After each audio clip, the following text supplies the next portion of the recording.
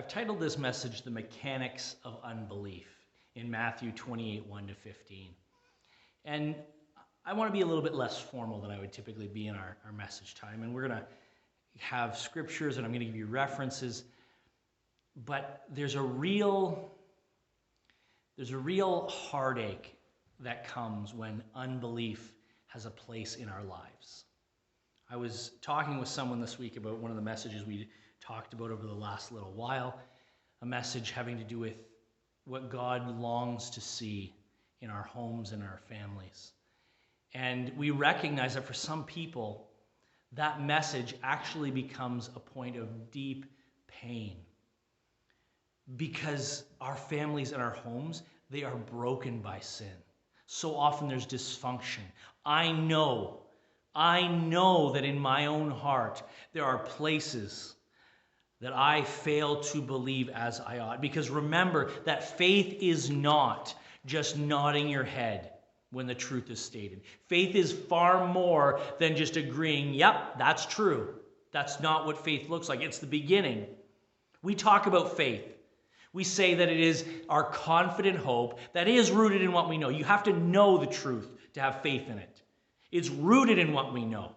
But it's more than just nodding your head. It's having confidence in what you know. It's having confident hope in that truth. And then having that truth shape how you feel. Your emotions are shaped by what you know to be true. And then motivating yourself because of what you know to be true. And allowing that truth to propel you and drive you by God's grace. The Spirit comes, the Spirit of truth, and He drives us into action because we know that God is alive and well. We know that He has sent His Son to set us free, and we know that by His love we have been called to an inheritance in heaven that will never perish, spoil, and fade. Faith is our confident hope that is rooted in what we know, shapes how we feel, and motivates what we do. That is real living faith.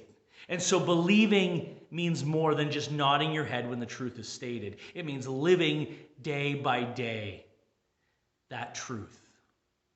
And so understanding how our enemy fights, understanding our enemy's strategies, and understanding our human hearts will help us become more faithful. And it will prepare us to share the good news with others. So I want to look at Matthew chapter 28, verses 1-15, and I want to see a few dynamics, a few mechanics of unbelief. Not just so that we can go out to unbelievers, but we as the children of God, we need to recognize there are places in our lives where unbelief has taken hold, an unwillingness to trust, an unwillingness to surrender. It takes hold in us as well. And everywhere we go, that disbelief causes dysfunction. And as God has His work in us, He disciplines it out of us. He teaches it out of us. And as we meditate on our word, we realize our error. And by His grace, we repent, turn our back on it, and embrace more and more and more of what it means to belong to the kingdom of heaven. So let's read Matthew chapter 28, verses 1-15 to start us off. Matthew 28, verses 1-15. After the Sabbath at dawn on the first day of the week, Mary Magdalene and the other Mary went to look at the tomb. There was a violent earthquake, for an angel of the Lord came down from heaven, and going to the tomb, he rolled back the stone and sat on it. His appearance was like lightning, and his clothes were as white as snow. The guards were so afraid of him that they shook and became like dead men. The angel said to the women, "Do not be afraid, for I know that you are looking for Jesus who was crucified. He is not here. He has risen, just as he said. Come and see the place where he lay. Then go quickly and tell his disciples, he is risen from the dead and is going ahead of you into Galilee. There you will see him. Now I have told you." So the woman hurried away from the tomb, afraid yet filled with joy. And they ran to tell his disciples. Suddenly Jesus met them. "Greetings," he said. They came to him, they clasped his feet, and they worshipped him. Then Jesus said to them, "Do not be afraid. Go tell my brothers to go to Galilee. There they will see me." While the women were on their way, some of the guards went into the city and reported to the chief priests everything that had happened. When the chief priests had met with the elders, they devised a plan. They gave the soldiers a large sum of money, telling them, "You are to say, his disciples came during the night and stole him away while we were asleep. If this report gets to the governor, we will satisfy him and keep you out of trouble." So the soldiers took the money and did as they were instructed. And this story has been widely circulated among the Jews to this very day. That is the word of the Lord. And we thank God for his word, because in this passage there are so many things that God is delivering to us and teaching us. And as we meditating on it, it shapes us. But I want to, in this passage, explore some of the disbelief and understand the mechanics of that disbelief. And let's begin by recognizing evidence wasn't the issue. And disbelief is not the result of a lack of evidence. In Romans chapter 1, Paul tells us it's not from lack of evidence that people rebelled against God. There is an indelible mark of his personality and goodness in the things he has created. What we can know about God through creation is sufficient for us to recognize him for who he is. What we can know about God, his fingerprint on every rock and tree and on our very souls, ought to have been enough that we could know there is a God and know that he alone can sit on the throne. And yet we rejected that God. We decided to worship the created things rather than the Creator, who alone is blessed. And in this story, evidence is not the problem. There is so much evidence. Did you notice all of the evidence that something truly remarkable happened on that Resurrection Sunday in verses 1 to 7? Just look at those passages. They're full of evidence that something truly unusual, truly remarkable, something truly miraculous was going on. There were earthquakes. There were men that looked like lightning. There were guards who, hardened soldiers, became like a stereotypical Southern belle and fainted away at the sight of these things. It's not a lack of evidence. And you'll see at the end of the passage in verse 15 that the story of Jesus' body being stolen by the disciples was circulated among the people, even to the date of writing that Matthew writes this book. It's not from a lack of evidence that disbelief comes. There's got to be something else going on. Well, Jesus tells us in John chapter 10 that his sheep hear his voice and they know him. That the Father has given these ones to him and they can't be taken away. In fact, no one can pluck them from the Father's hand. Faith is a grace gift. Faith is a gift of God that overcomes our doubts, that overwhelms us and takes hold of us, and we are held by the Father from whom no one can snatch us.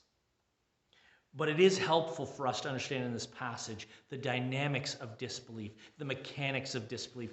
What's going on in the people of this story? And can I start with a group of people who did not disbelieve, but you can see that there is some hesitancy. There may be some doubt. There is certainly and explicitly fear. The women in this passage, as they are told the message by the angel, they leave in joy. There's a hope there, but there's also a fear. And we might say, well, that's very understandable. It might be understandable, but it's not what God desired for them. Do you know how I know? Because Jesus' first words to them are, "Do not be afraid." And I want to encourage you, if your faith is not what it ought to be, as we consider the mechanics of doubt, if your faith is not what it ought to be, know this, that sometimes the seed of belief germinates below the soil, and before it emerges from the soil, it's hard for us to move past our doubts. That seed of faith that is planted in us sometimes takes time to come to full leaf and flower. And so it is hard for us to move past our doubts. But take confidence in knowing that the one who began the work, the one who planted the seed, he will be faithful to complete the work, and he will see fruit come from that seed planted in your heart.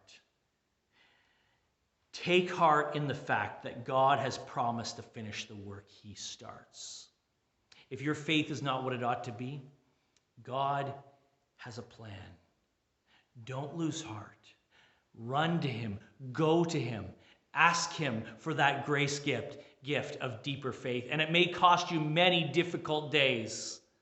It may take discipline and training and hardship, but God will see you where you ought to be one day by his grace. God will finish the work in you. And for those of you who have invested in others, maybe you were the one who cast the seed, maybe you're the one who invested in others or spread the seed or spoke the gospel into their lives, know that God always accomplishes what his word has been set out to accomplish. It never returns to him void, empty, fruitless. Remember what Paul said, that your labor in the Lord is not in vain.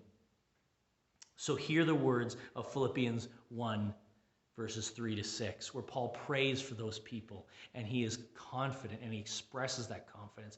I am convinced that the one who began the good work will be faithful to complete it. Number one, sometimes that germinating seed takes time to come to fruit. And during that period, it is hard for us to move past our doubts. Have confidence knowing that God is at work and he will finish the work. But let's move on now to ones who did disbelieve the message. The elders and the chief priests. And so the guards return. As the women are taking their report to the disciples, the guards apparently rouse themselves and go report to the chief priests and the elders. And they devise a plan. They devise a plan. Why not believe?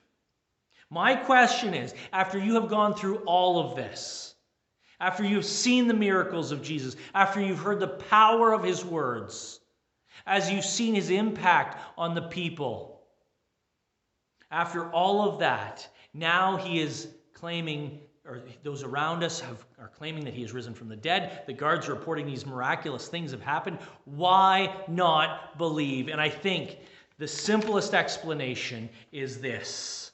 Commitment to a falsehood can keep us from taking hold of the truth. They had committed themselves to a falsehood. Jesus was not the Messiah they were looking for. This deliverance that God was bringing to them, it was not the deliverance they had anticipated.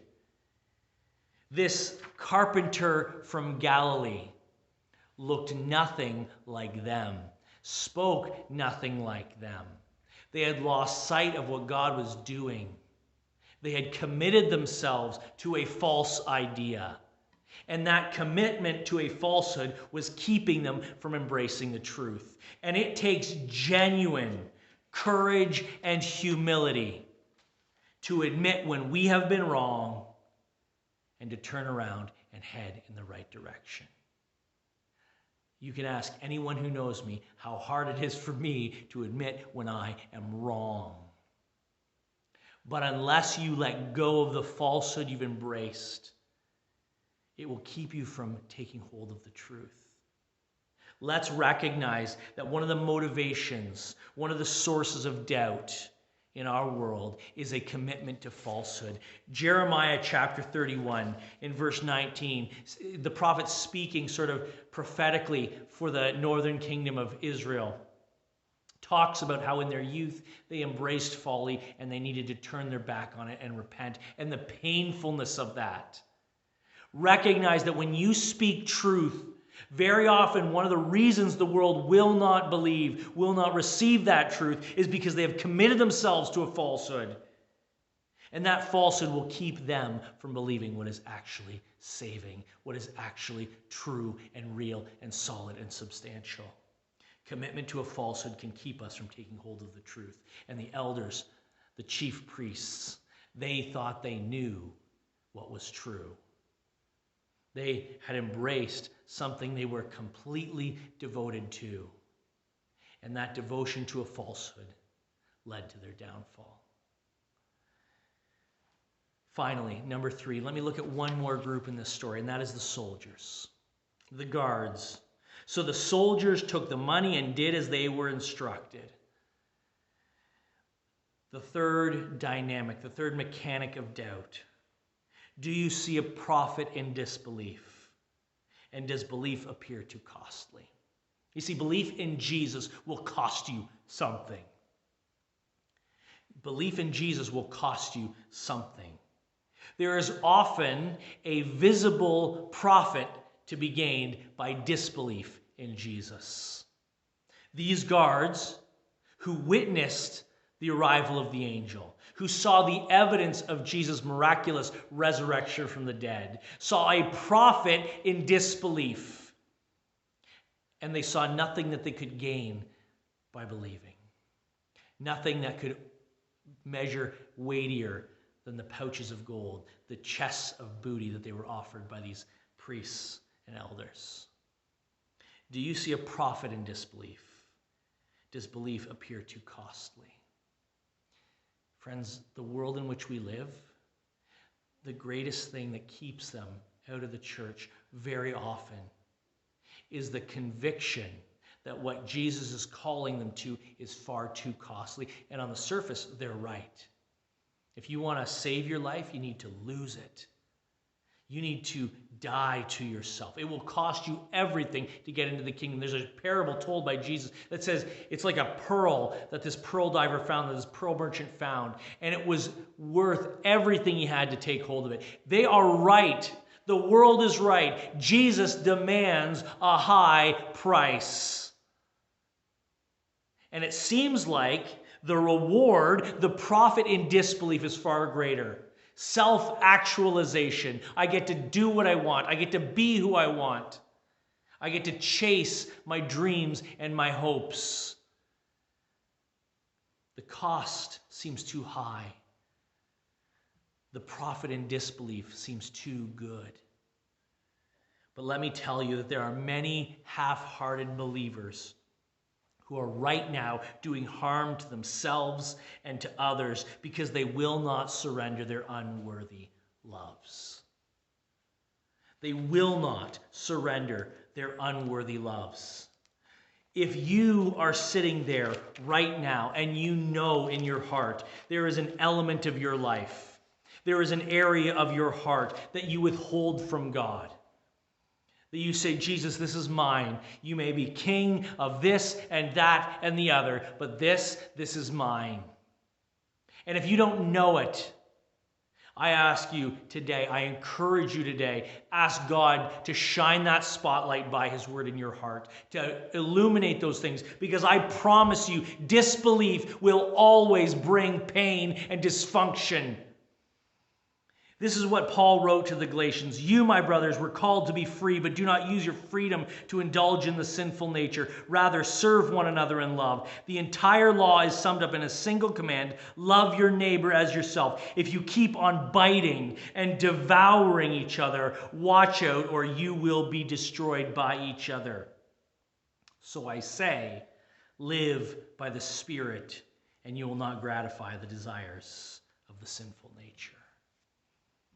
There are men and women right now who belong in our church families, but in their hearts there is disbelief. There is an unwillingness to commit to the truth of God in this thing or that thing. And that half-hearted belief will do harm to them and to those around them. And I pray that God will burn out of us these sins, these little strongholds of the enemy. Because as long as they persist, damage, dysfunction, pain will persist. They will remain. And don't forget that there is also many an unbeliever that has only considered the cost of discipleship.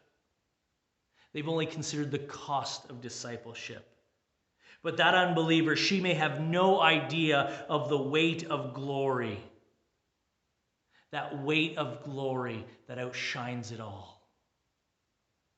Paul says in 2 Corinthians 4, 16 to 18, that these are light and momentary afflictions, but there is a glory that outweighs them all. are we as believers in Jesus Christ demonstrating daily the peace that passes understanding, the joy that is ours in Jesus, the joy that makes no sense because it's not of this world. It's an anticipation of the next. You see, one of the things that motivates disbelief, one of the things that is a source for faithlessness, is the conviction that there is profit in disbelief and that the cost of belief is too high. We've looked at three dynamics from this passage. There are others we could look at, but can I provide the solution? Because it's in the passage as well.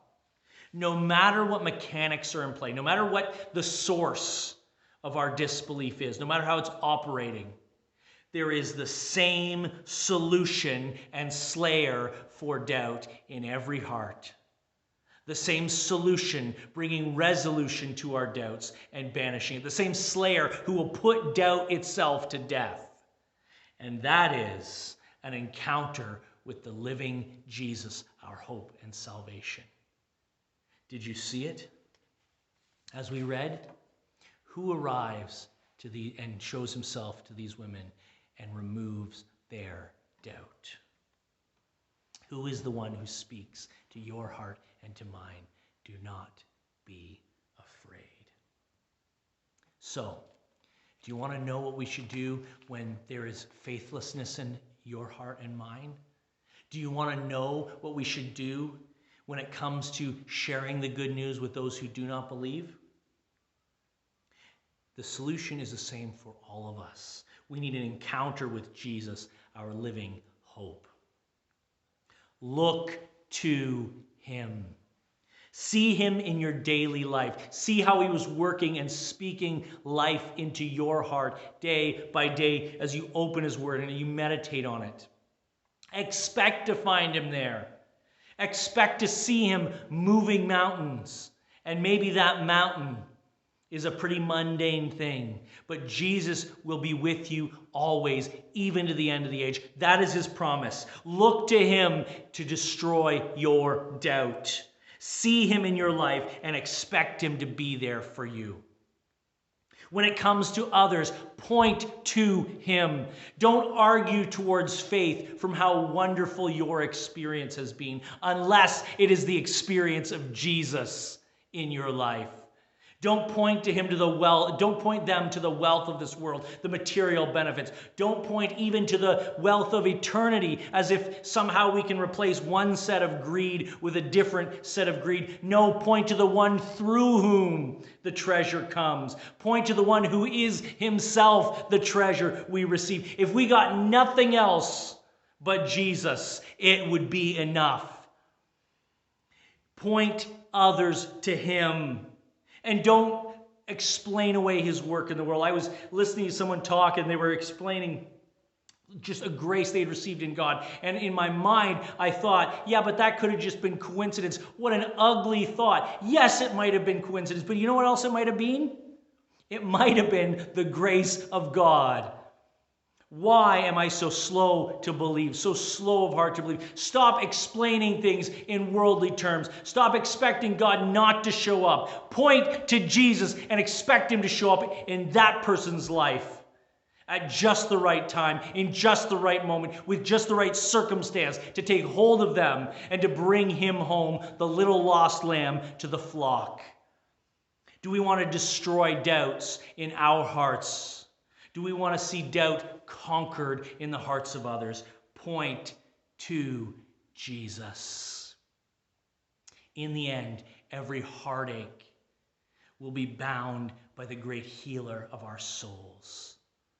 In the end, yes, though the word of God may point a highlight to our pain here and now, it also provides the hope that one day pain, death, sorrow, they will be no more. And even more than that, right here and now. Even we're not just expecting some hope, but the hope has arrived. God is with us. And in every situation, his grace is sufficient for us. There is one who can destroy doubt and bring that living, vital faith, that confident hope, rooted in what we know, shaping what we feel, motivating us to action. There is one, and we need him. We need an encounter with the living Jesus, our hope. May you encounter him today by his word, by his spirit, in the world he's created, in the people he's called to be around you. May you see him, and may he destroy your doubt and bring you to a fullness of faith by his grace.